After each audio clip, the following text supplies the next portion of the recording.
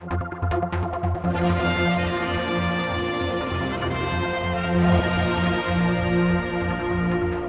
post office says it needs to close this loss-making building in Douglas and the main post office in Ramsey, but this will be a blow to the local community. We asked people what they thought.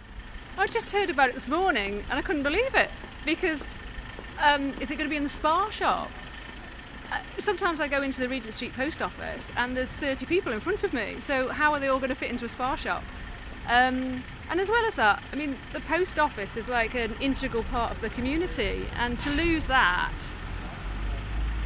just doesn't make sense. Oh, I think it's ridiculous, really, especially if people are going to be made redundant. And also, people use this as one of the busiest post offices, I think, on the island. So no, I think they should have another think about it. It's been here for years and it's the centre one, basically. Why close it?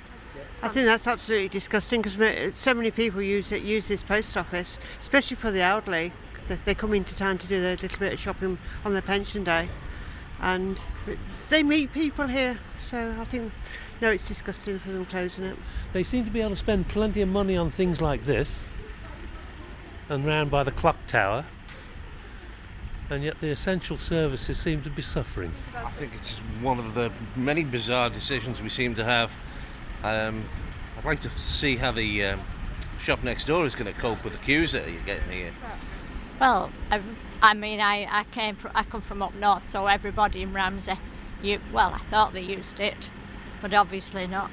Yeah. Well, I'm not terribly impressed, I must be honest.